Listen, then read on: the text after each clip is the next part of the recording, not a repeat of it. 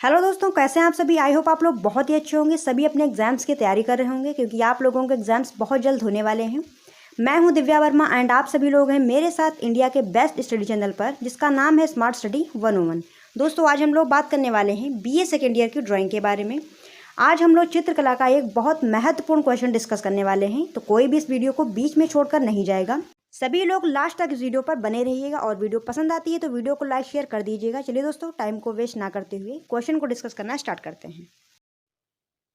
दोस्तों, BA second year की drawing से संबंधित एक महत्वपूर्ण क्वेश्चन आज हम लोग डिस्कस करने वाले हैं। बहुत ही इंपॉर्टेंट क्वेश्चन है, कोई भी इस वीडियो को बीच में छोड़कर नहीं जाएगा। ठीक है, आप लोगों को एक भी पॉइंट मिस नहीं करना है क्योंकि बहुत ही ज़्यादा महत्वपूर्ण क्वेश्चन ये है। चलिए देखते हैं कौन सा क्वेश्चन है। तो प्रश्न है यहाँ पर, ये देखिए प्रश्न है, प्रागैतिहासिक काल के चित्रों की विशेषताओं पर प्रकाश डालिए अथवा प्रागैतिहासिक चित्रों की विशेषताएं बताइए। ठीक है, इन दोनों तरीके से क्वेश्चन पूछा जा सकता है, इसका आंसर एक ही रहेगा। प्रागैतिहासिक काल के चित्रों की विशेषताएं आप लोगों को बतानी है। चलिए इसका आंसर देखते हैं। प्रागैतिहासिक काल के चित्रों की विशेषताएं, इस तरीके से आप सबसे पहले हेडिंग डालेंगे, उसके बाद में उसका आंसर लिखना स्टार्ट करेंगे। तो देखिए, चित्र प्रायः शिलाओं, चट्टानों व गुफाओं की छत पर बनाए गए हैं। प्रागैतिहासिक काल के जो चित्र हैं वो कहाँ बनाए गए हैं? शिलाओं पर, चट्टानों पर, गुफाओं की छतों पर बनाए गए हैं। ठीक है, ज्यामितीय आकारों जैसे स्वास्तिक, त्रिभुज, वृत्त, षटकोण आदि का प्रयोग प्रकृति की शक्तियों व जादू टोनों के विश्वास को व्यक्त करने के लिए किया गया है। यहाँ पर ज्यामितीय आकारों का प्रयोग किया गया है, जैसे स्वास्तिक, त्रिभुज, वृत्त, षटकोण आदि का प्रयोग यहाँ पर हुआ है प्रकृति की शक्तियों को और जादू टोनों के विश्वास को दर्शाने के लिए। चलिए आगे देखते हैं। प्रागैतिहासिक मानव गुफाओं में रहता था, इसीलिए अधिकतर चित्र गुफाओं के अंदर प्राप्त हुए हैं।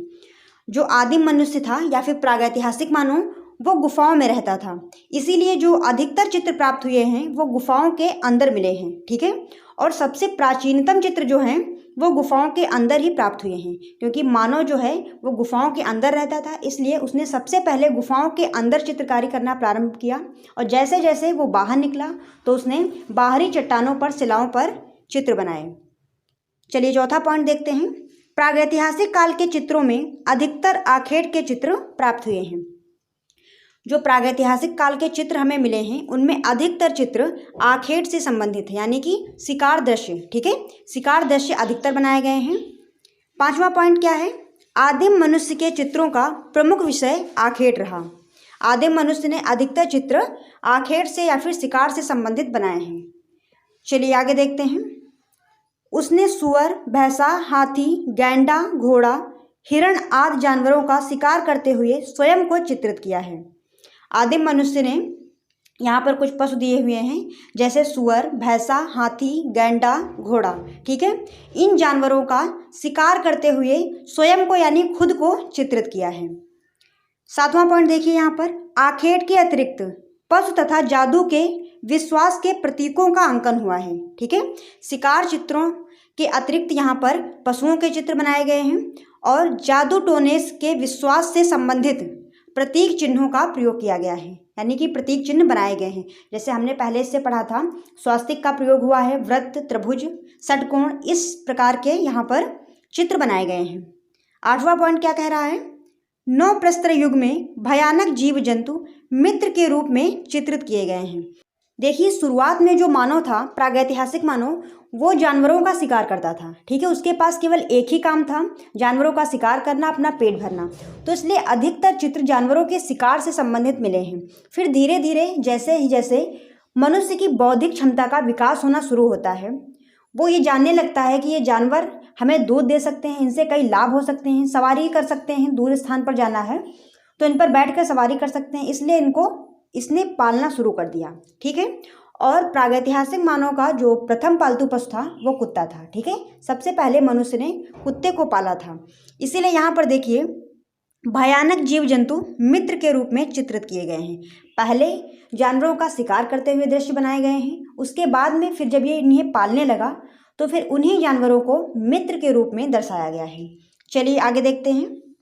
यहाँ आमोद प्रमोद संबंधित चित्र भी बनाए गए हैं, जो आदिम मनुष्य के रसिक जीवन की झांकी प्रस्तुत करते हैं। ठीक है, यानी कि मनुष्य जो आदिम मनुष्य था वो किस प्रकार आनंद लेता था उसके चित्र भी यहाँ पर बनाए गए हैं। ठीक है, चलिए अगला पॉइंट देखते हैं। प्रागैतिहासिक चित्रों में कहीं भी प्रकृति जैसे कि पेड़ पौधे, आकाश, बादल, पर्वत आदि का अंकन नहीं हुआ है और यहाँ तक कि प्राकृतिक गुफा संबंधी वास्तु का अंकन भी नहीं हुआ है। यानी कि जो आदिम चित्र हम लोगों को प्राप्त हुए हैं उनमें कहीं पर भी पेड़ पौधे, आकाश, बादल, पर्वत इन प्राकृतिक चीज़ों का अंकन नहीं हुआ है। ठीक है, और यहाँ तक कि जिसमें मानव रहता था गुफा में उसका भी इसने अंकन नहीं किया है। ठीक है, चलिए आगे देखते हैं। चित्रों में आकृति को भरने के लिए धरातल पर रंगों को सपाट लगाया जाता था। रंगों को कैसे लगाया जाता था? सपाट। इन चित्रों में आसानी से प्राप्त होने वाले खनिज रंगों जैसे गेरू, रामरज, खड़िया आदि का प्रयोग हुआ है। और अगला पॉइंट है, इसके अतिरिक्त रासायनिक रंगों में कोयला या काजल का भी प्रयोग हुआ है।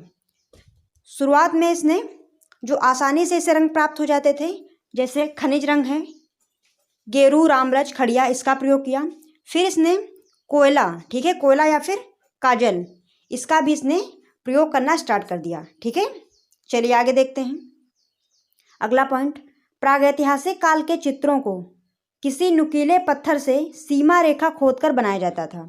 प्रागैतिहासिक काल के जो चित्र बने हैं वो कैसे बनाते थे? पत्थर पर नुकीली वस्तु से सीमा रेखा खोद लेते थे, फिर उसके अंदर चित्र बनाते थे जिससे वह स्थायी रहे और पानी में धुल ना जाए। ठीक है, अगर बारिश का पानी उस पर पड़ता है तो वो धुले ना। अगला पॉइंट क्या है?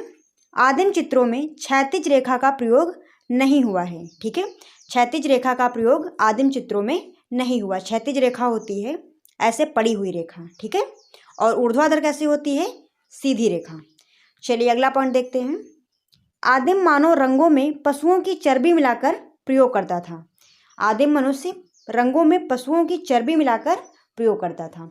तो दोस्तों आज के लिए बस यहीं तक था। अगर आप लोगों को ये वीडियो पसंद आई हो तो वीडियो को लाइक शेयर कर दीजिएगा और चैनल पर नए हो तो चैनल को सब्सक्राइब करके ही जाइएगा।